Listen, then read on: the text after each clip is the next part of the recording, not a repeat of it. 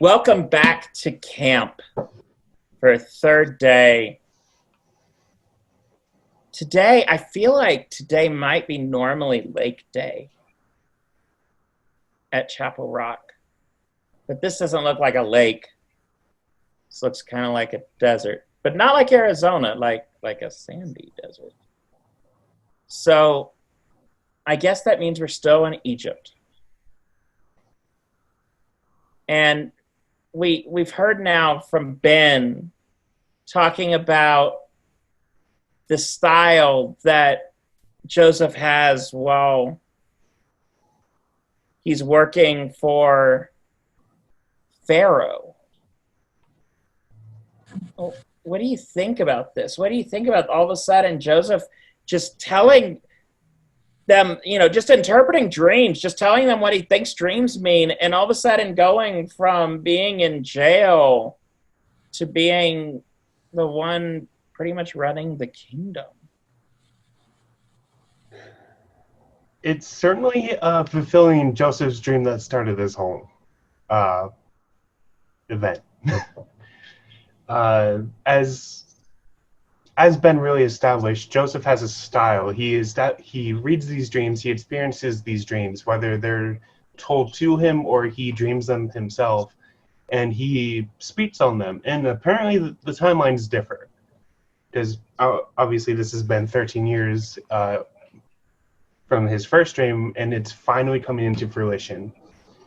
But not only is Joseph coming into his own lane, he's expanding on it more than practically anyone else ever could have even thought of. He takes his miraculous abilities and combines them with his style to, one, become the overseer of an entire kingdom, and two, really kind of show it to his brothers. Like, I did it anyway. Something I kind of like that's I think that Zach's getting at too is like he's really coming into his own natural gifts, where he's learning, some people are naturally good public speakers, other people have to really work at it. But those people who are really good public speakers, like they could do whatever they want with that skill. Some people will never practice it, they'll never cultivate it. But other people might be like give speeches for a living. Sometimes there's all kinds of things you could do with that skill. So I think it kind of depends. Like everyone's born with skills whether they realize it or not. And then not to say that you can't work for skills too, but I think learning to cultivate the skills that you have is really important. And I think that that's something that has been done here. Is I don't have the skill to read dreams, but yeah.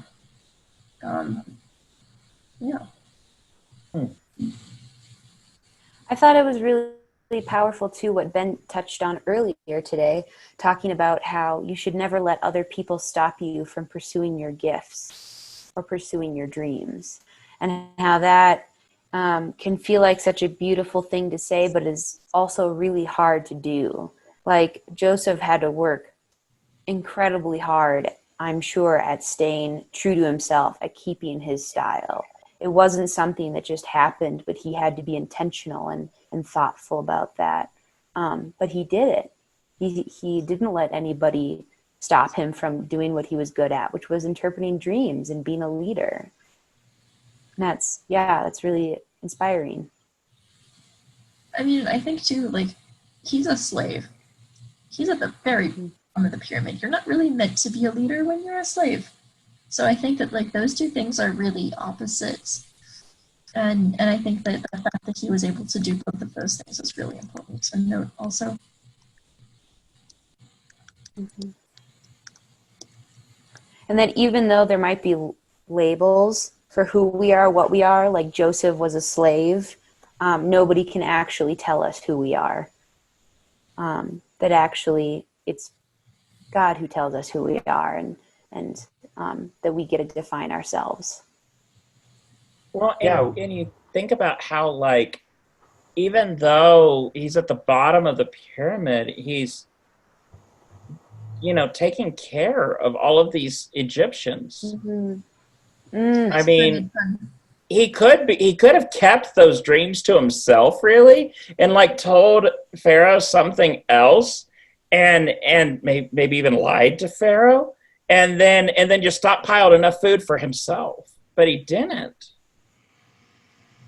I think it's always more important to be kind than to be vengeful. That can be really hard, though. It can be really, really hard, but I think part of Joseph's style in the whole story is that he was a very kind person. And I think when he originally started talking about his dreams, it had less to do with kind of like the neener, I'm going to be the king, and more to do with, this is a dream that I had and wanting to share that. He seems like a sharer. Like if Joseph were like here and alive today, he seems like he would be a giver and a sharer and a kind person, and not somebody who would keep their gifts to themselves when they know that they'll benefit other people in the world in some capacity. We also see that him using his gift benefited himself as well as other people, and that served him too. He had, the resilience to live through unjust years in prison, and he continued staying true to who Joseph was, and ultimately that led to good outcomes. Yeah, I just think to today, when sometimes we maybe don't want to do everything that we need to with, keeping ourselves going where we need to be going. And I wonder if any of you have any of that experience, like any experience of when you might have had some style in what you've done.